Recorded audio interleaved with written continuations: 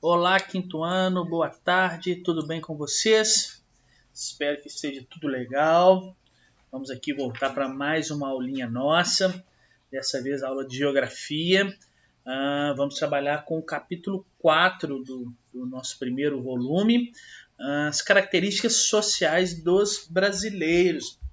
Lembrando aí que nós discutimos nas últimas aulas, já tem algumas que estamos tratando sobre a população brasileira.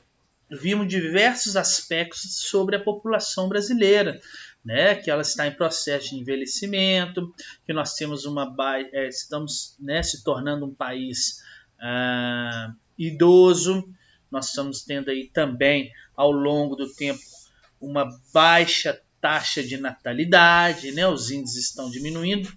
Enfim, vimos diversas características sobre a estrutura da população brasileira. E agora nós vamos adentrar um pouco mais nessa análise e entender as características sociais dos brasileiros, em aspectos relacionados à renda, à saúde, à educação. Será que todos têm acesso? Será que existem diferenças no Brasil ao acesso a esses serviços? Será que tem pessoas no Brasil que ganham mais do que outras? Então é neste contexto que nós vamos discutir sobre as características sociais aí dos brasileiros, né? Será que tem tanta discrepância? Será que tem tanta diferença assim entre a população brasileira no acesso aos serviços, nos rendimentos? É isso que nós vamos ver. Mas antes de começar a aula, eu preciso, né, lembrá-los mais uma vez, como de praxe, como sempre faço, para irem no link da descrição desse vídeo, né, na presença, coloquem o nome de vocês, selecione a turma e também tem uma pergunta lá que está relacionada se você ficou com dúvida nessa explicação. Caso você tenha ficado com dúvida, você pode deixar lá a sua dúvida que eu vou ler depois e vou responder. Você pode também colocar a sua dúvida, se caso você não tenha entendido algo, na descrição desse vídeo, na parte de comentários desse vídeo, tá? Você pode escrever lá, ou então você pode anotar e estabelecer comigo na hora da nossa live, né? A cada 15 dias na quinta-feira, nós podemos bater um papo e você me perguntar e eu faço a maior questão de responder e esclarecer para vocês. Então vocês têm esses canais aí para facilitar a nossa comunicação, tá? As lives que têm sido muito proveitosas, né? Pelo menos da minha parte, eu estou vendo aí que nós estamos conseguindo construir alguns conceitos bem legais durante a live. Espero que para vocês também, ok? Então, vamos discutir um pouquinho sobre as características sociais dos brasileiros, então. Hoje eu vou mais falar do que mostrar a imagem aqui para vocês, tá bom? Vamos lá, vamos deixar esta imagem aí que ela quer dizer tudo sobre o nosso capítulo, tá? Sobre as desigualdades sociais aí e sobre as características sociais, né? Nós sabemos que o Brasil, né, é um país que apresenta uma alta desigualdade social. Tá? Vocês já ouviram falar nisso? Que o Brasil é um país que apresenta alta desigualdade social? Né? Mas o que será que é desigualdade social? Hein? Já pararam para pensar? Vou até escrever aqui. Cadê minha canetinha? Vamos escrever aqui. Ó. Desigualdade social. Lembra que a letrinha está um pouquinho feia aqui. Desigualdade social. Então isso é uma característica da sociedade brasileira. Mas o que ela é? A desigualdade social acontece quando em um mesmo território, por exemplo, no caso do Brasil, uma parte da população possui uma renda, possui condição financeira muito elevada. Então uma pequena parte da população, né, ela vai deter aí uma renda, uma condição de vida bem maior do que a maior parte, o maior restante aí da população. Então, desigualdade social, vamos resumir de novo aqui, ela acontece em um território quando uma parte da população possui uma renda ou uma condição financeira muito elevada, enquanto a outra parte da população não possui a renda necessária para que consiga aí suprir as necessidades básicas como moradia, alimentação, saúde, educação. Então, resumindo, olha aqui o nosso desenho.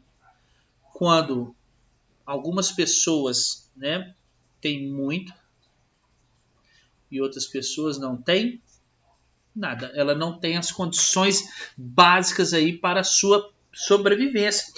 E o Brasil ele é marcado por essa intensa desigualdade social. Ou seja, existe uma concentração de renda em nosso país muito grande. E essa concentração de renda, ela vai acontecer aí, ela vai configurar como um país, um território no qual vai apresentar uma alta taxa aí de desigualdade social. Vai ser aquela diferença básica entre quem tem e quem não tem, entre rico e pobre. Tá? Então, para a gente entender um pouco mais, né, como que ela é distribuída no nosso país, nós temos que pensar que a riqueza de um país ela é produzida, né, ela pode ser bem ou mal distribuída. No Brasil, nós já percebemos, né, que vai levar a desigualdade, a desigualdade social, é que as riquezas que são produzidas em nosso país, elas vão ser muito mal distribuídas. Ok? Então as riquezas do nosso país, do Brasil, são mal distribuídas. E o fato das riquezas serem mal distribuídas vão levar à desigualdade social. Mas calma lá, vamos discutir mais algumas coisas aqui. Essa riqueza que um país produz, as riquezas que um país produz, né, vamos dizer assim, que as pessoas produzem, fica melhor dizendo aí, é fruto de tudo aquilo que é produzido. Tá? Então as riquezas, né, de uma pessoa, elas são frutos aí de tudo aquilo que é produzido. E essa produção ela pode acontecer nas mais variadas atividades, tá, dos setores econômicos aí. Vocês conhecem quais setores econômicos existem na sociedade, né? A indústria, o comércio, tá ok? Então, quando essa riqueza ela é bem distribuída, cadê minha caneta? Tá lá no cantinho. Quando essa riqueza ela é bem distribuída, vamos colocar aqui. Quando a riqueza é bem distribuída,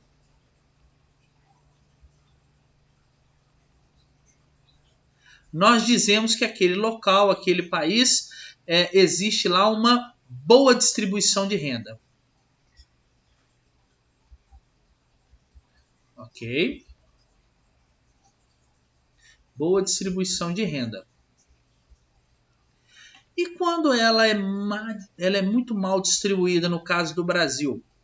Quando, então, nós temos em um país uma má distribuição, né, poucas pessoas aí concentrando a maior parte da riqueza, nós falamos que um país tem uma concentração de renda. Ou seja, então quando eu tenho aí, aqui, eu até escrevi aqui, quando elas são mal distribuídas, eu tenho num país chamado um processo de concentração de renda. Quer dizer que no Brasil, pelo fato da renda ser mal distribuída, nós temos uma concentração de renda, poucas pessoas, olha lá, poucas pessoas vão ter muito o quê? Dinheiro. Elas vão ter muitas riquezas. Em contrapartida, eu vou ter muitas pessoas, vamos desenhar aqui, muitas pessoas, tá bom? Tendo o quê? Poucas riquezas. Existe uma concentração de renda, e essa renda está concentrada na mão de poucos. E a renda concentrada na mão de poucos vai levar a um processo de desigualdade social. Tá bom? Deu para entender aí? Tá tudo tranquilo? Então, a apropriação dessa renda produzida ou a ausência dela é que vai determinar quem é pobre e quem é rico de um país. Tá? E a renda ela pode ter diversas origens. Né? Uma pessoa pode ter uma renda aí vinda de diversas origens. Ela pode ser dona de terras e ele ter produção, por exemplo. Ela pode ter remuneração salarial, a pessoa trabalha, em troca disso ela recebe um salário. Ela pode ter propriedades, enfim. São várias as formas de se ter renda no país, tá? No Brasil. Mas vocês já pararam para pensar o que é ser pobre? O que é ser pobre em um país, né? Opa! O professor escrevendo errado. Deixa eu desmanchar isso aqui. O que quer dizer ser pobre no Brasil? Tá? Ser pobre, vamos escrever aqui para não ficar incompleto. Ser pobre no Brasil, sobretudo, é conviver com as carências e necessidades não satisfeitas. O que quer dizer isso? É a impossibilidade de satisfazer, tá, pessoal, as necessidades básicas. Que necessidades básicas são essas? Alimentação, moradia, saúde, educação, vestuário, entre outros aspectos. Ou seja, a renda de uma pessoa pobre não é suficiente para satisfazer as suas necessidades mínimas ou as necessidades de sua família. Tá? Então, no Brasil, nós temos um índice muito elevado de pobreza porque a renda ela é concentrada, leva a um processo de desigualdade social. Entendam, o Brasil não é um país pobre, tá? Pois em nosso território aqui é produzido muita riqueza. Tá? No entanto, como a renda ela é mal distribuída, igual eu disse a vocês, a população sofre com um processo de desigualdade social. Tá? O Brasil é um dos países com maior desigualdade social do mundo. Percebam isso, tá? Isso quer dizer, então, que o nosso país há muitos pobres, tá? E entendam, não é simples de resolver, não é simples, né, de nós entendermos a razão que leva a essa desigualdade social e também é mais difícil ainda tentar resolver. Olha essa imagem aqui do lado que eu coloquei para vocês. Como que a gente consegue perceber muito facilmente a concentração de renda, ou seja, a desigualdade social no Brasil. E vocês já conseguiram perceber, já observaram isso no nosso dia a dia? Já deram uma volta aí pelas ruas e conseguiram perceber que às vezes você tem áreas nobres, áreas com casas bacanas, que você vê que as pessoas têm renda, e bem ao lado, né, nós temos ali favelas, áreas de vulnerabilidade social, né, de risco social, bem ao lado de áreas nobres, de áreas ricas. Geralmente, sempre onde existe um condomínio chique, né, um condomínio bacana, onde as pessoas têm dinheiro, bem ao lado nós temos ali favelas, locais que têm infraestrutura precária. Né? Vocês percebam isso, depois deem uma olhada quando estiverem passeando, estiverem dando algumas voltas aí por Belo Horizonte e Contagem. Uma das razões que a gente pode explicar aí essa questão da desigualdade social no Brasil, ela remonta lá do nosso passado histórico, tá? Nós tivemos aí no Brasil mais de 300 anos, vocês já viram isso em história, de exploração das pessoas escravizadas, por exemplo. E mesmo depois de mais de 100 anos aí, sentimos o efeito dessa situação nos dias de hoje, quando a população escravizada, por exemplo, se tornou livre, né? Ela não encontrou, depois que ela estava livre, ela não encontrou as oportunidades aí para se recompor economicamente. Pensem comigo, elas eram escravas, da noite para o dia se tornaram livres, mas elas não tiveram condições de ter acesso à terra, de ter acesso aí à renda, entre outros aspectos. Elas não conseguiram se recompor economicamente. Então a exploração, a discriminação, o preconceito com essas pessoas, eles prosseguem há muitas décadas, até os dias de hoje. Percebam como existe um processo de marginalização, ou seja, deixar à margem da sociedade, né, essas pessoas. E aí nós vamos tendo um ciclo vicioso de pobreza, onde essas pessoas, por exemplo, né, um dos exemplos que eu estou dando, as principais, foram escravizadas, da noite para o dia elas foram livres, elas não tiveram acesso ao trabalho, não tiveram acesso às terras, por exemplo, para plantar, para se recompor, para se construir economicamente, né? E ao longo do tempo elas foram sendo cada vez mais marginalizadas. Percebam, por exemplo, que o maior número de pobres no Brasil, eles são negros. Muitos deles descendentes dos escravos. Percebam como que isso afeta hoje a nossa vida. Então vai criando um ciclo de riqueza e pobreza no Brasil, tá? E que vai cada vez mais concentrando a renda, que por sua vez aumentando as desigualdades sociais em nosso país, tá? Então nas próximas aulas vocês vão ver que nós podemos perceber essa desigualdade social, né, além da imagem que eu coloquei para vocês aí, em diversos aspectos na nossa vida. Tá? E nós vamos ver, por exemplo, a renda, né, como que existe a desigualdade de renda, a desigualdade no acesso à educação, a desigualdade no acesso à saúde. Olhem, percebam aí no momento atual que o Brasil vive, né, com essa crise aí do coronavírus, por exemplo, a discrepância, a diferença entre aqueles que têm um plano de saúde e aqueles que não têm. Então percebam que o acesso não é igual para todos. E esse acesso vem de um processo de desigualdades. Tá? Vocês têm o privilégio, por exemplo, de estudar numa escola particular, numa escola no qual tem um conceito bem alto relacionado à educação, com bons professores, com bom material didático, né? Mas a grande maioria da população brasileira, né, não tem esse tipo de acesso. Para vocês terem ideia, eu tenho colegas professores que trabalham na rede pública, né? E eles deram, este ano, apenas uma aula. Porque começou a aula em fevereiro, eles deram uma aula, depois no outro dia entrou em greve, os alunos começaram a não ter aula mais, né, por conta da greve, e quando chegou em março, nós entramos nessa questão do isolamento social. Ou seja, os alunos lá tiveram um dia apenas de aula.